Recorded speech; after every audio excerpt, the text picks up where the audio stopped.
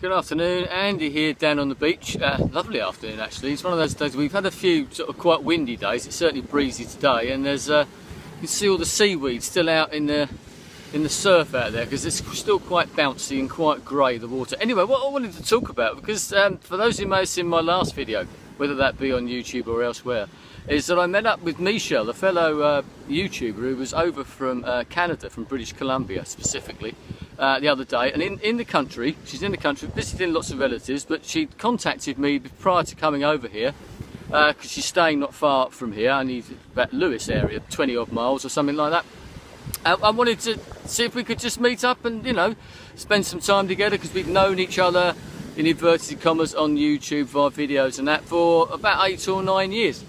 Great, she came over, we had a good day, but it's one of those things that other people just don't understand. One of those things that we were talking about ourselves, and even some of the comments and conversations that I've had with other people ever since, is that they're sort of saying, why would she want to meet up with a guy that she's never met before, never actually spoken to, apart from one brief telephone conversation once she was in the country.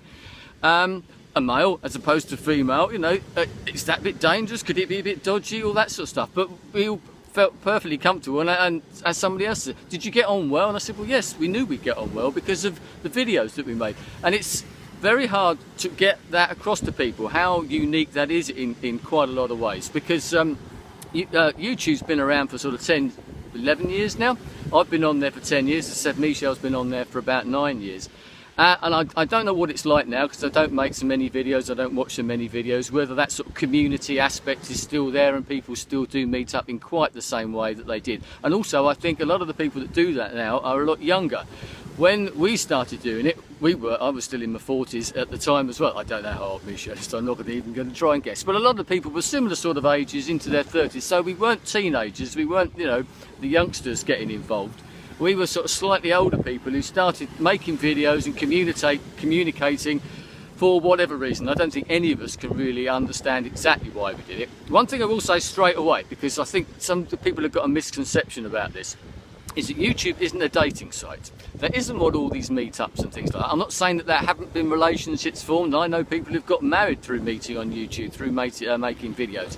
But it's more just a friendship thing. In a way, it's a bit like making friends in a normal way, how you tend to, you meet somebody, this obviously is in a virtual sense rather than a normal in the real world sense, and you get to know them by talking to them, by having a conversation, and finding out about each other through what you talk about and your sort of shared interests and all that type of thing. That happens in the real world all the time, as we all know.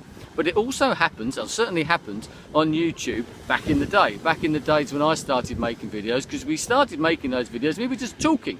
And then other people started talking as well, and we found each other through our videos. And you used to strike up conversations. You can't really do it in the way now. The site's changed.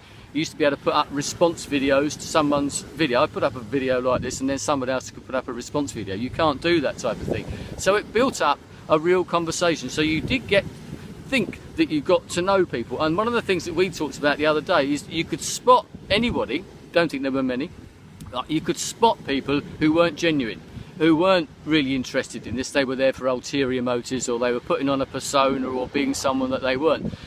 Because of the nature of the videos that we were making, just talking about particular topics. It could be politics, it could be life, it could be anything, you know, just personal lives or whatever it might be. There's nothing, you know, amazing. But it was in a way, and that's another topic.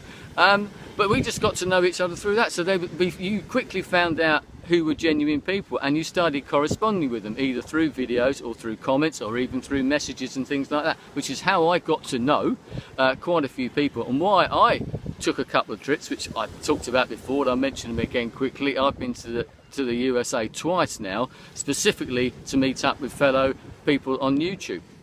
People who I'd never met before, very much like Michelle did with me, although we tended to be of the same sex. Although I went to a gathering in Nashville, I know that Michelle went to one in Toronto. And as I said, you meet up with these people, you know you're going to get on with them. The main people, yeah, there's people on the periphery that, you know, you're exploring a little bit because you don't know them so well. But the ones that you got to know very well, and there was certainly a tight-knit community of which Michelle and myself were one, were 2 people amongst that, and I don't know how many people were in that altogether, but we all got to know each other quite well. And a lot of us have now met up in real life as I did the other day. So that tries to explain it. It will never explain it, because you then get those questions of, why are you making these videos in the first place, Andy? I'm not sure. But one of the things is, another aspect is that you are talking, a bit like I do if I'm doing a radio show.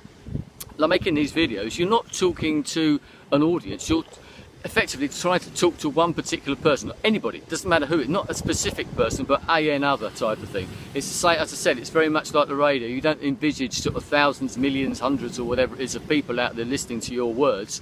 You're just concentrating on talking as if it was a one-to-one conversation. That's what it was like with the videos, and that's once again why you strike up a connection with certain people, as you do with certain DJs or whatever it might be. You know, there's loads of examples of that type of thing. So hopefully that explains it to a certain extent. It would take a lot longer, and sometimes I guess you just had to have been there to really understand what it was. And it was quite great to talk again. I hadn't met up with someone from YouTube like that for quite some time, and most of the time we were talking about videos and that type of thing. It would have been a very, very boring conversation to anybody outside, and most people, if they'd have heard us talking, it's like, what on earth are they going on about? But obviously we talked about the normal stuff as well. But it was great to do that. I'd love to, and sort of rekindle my enthusiasm a bit in a way, and I think it did to Michelle as well.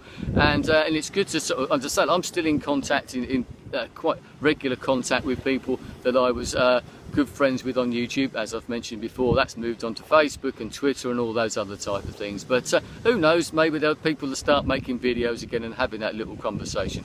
But you can post the videos on Facebook and that anyway, so as I do now. So if you've got any questions about it, please ask me, because I'm quite happy to try and explain that and demystify it a little bit for anybody who doesn't understand it. I quite understand if you don't get it, that's fair enough. As I said, sometimes you had to have been there, but maybe it'd get me back into it again. And if anyone wants advice on trying to get in to do this, all I would say is just get a camera like this, turn it on and start talking. That's what I did 10 years ago, and that's what Michelle and all those other people did as well. Give it a go, you never know, you might enjoy it and you might meet some like-minded people anywhere in the world, as I've done. Anyway, thanks for your time. I'll speak to you again some other time. Goodbye.